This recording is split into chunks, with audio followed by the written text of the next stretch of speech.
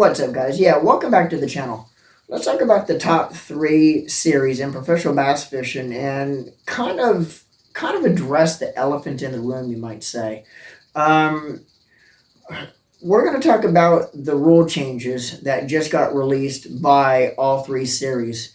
Now, the first series that made their announcement was NPFL. Now, when they made their announcement, it kind of caught me off guard a little bit. I wasn't expecting this. Basically, going into their season for 2025, they are completely eliminating or completely doing away with the use of any kind of real-time fish finders, forward-facing sonars going into next season for the NPFL. So I was not expecting any of the top three series to actually go to that extreme. The next to break the news was Major League Fishing, the Bass Pro Tour.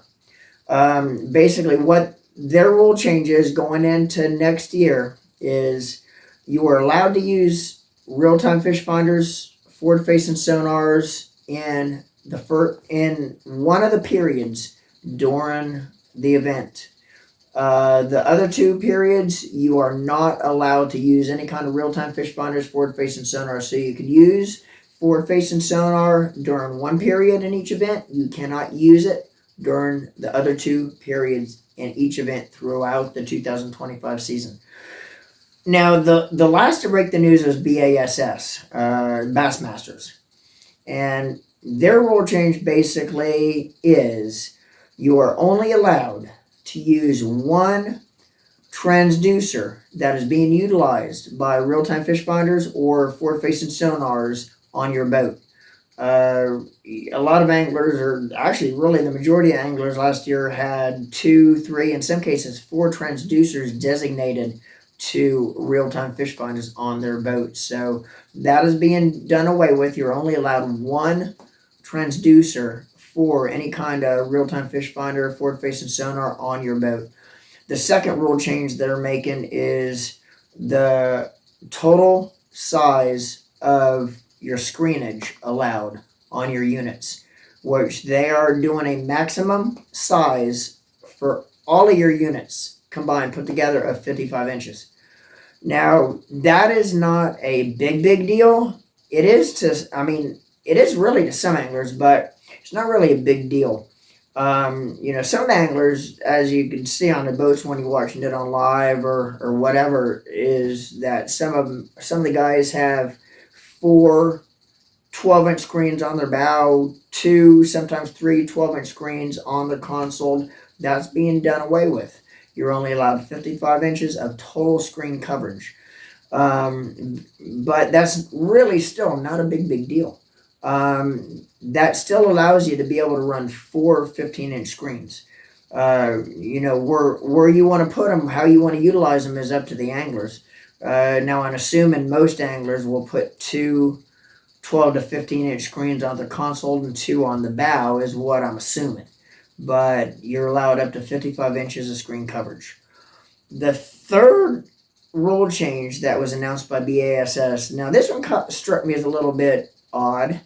And we'll get into the reason why in a second, but they're only allowing one electric motor or trolling motor on the boats.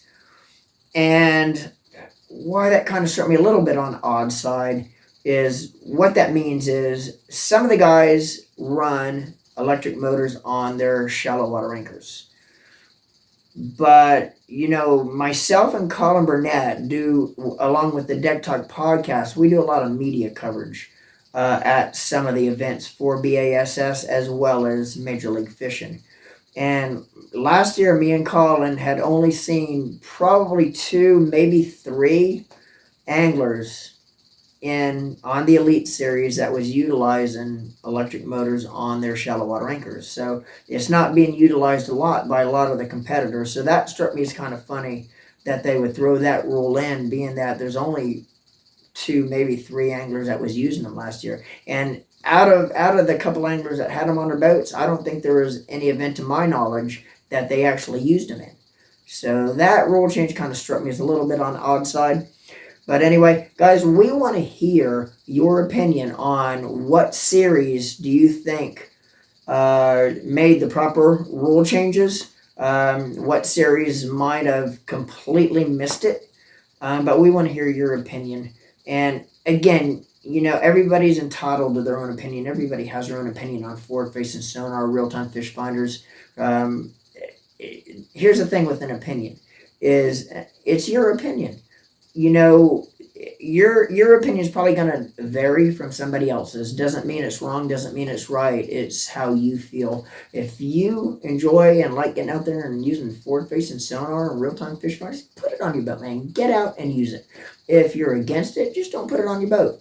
No worries. But everybody has their own opinion. It doesn't mean it's wrong or right. You're entitled to your own opinion. If you enjoy using it, use it. I know myself, I like forward-facing sonar. I use it.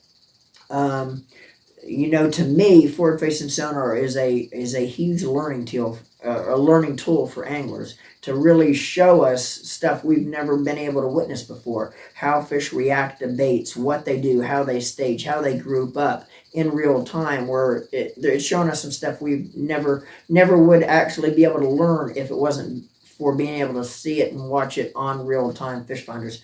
So that's my opinion. But we want to hear your opinion on all the rule changes by the 3 top series. And remember, don't forget, we are live every Thursday, 6 p.m. Eastern Standard Time with the Deck Talk Podcast. This week's guest is Bass Pro Tour Pro Bobby Lane will be joining the show this week, so you don't want to miss it. It's going to be a great show. Guys, until next time, remember, always live the passion, tight lines, and we will see everybody on the water.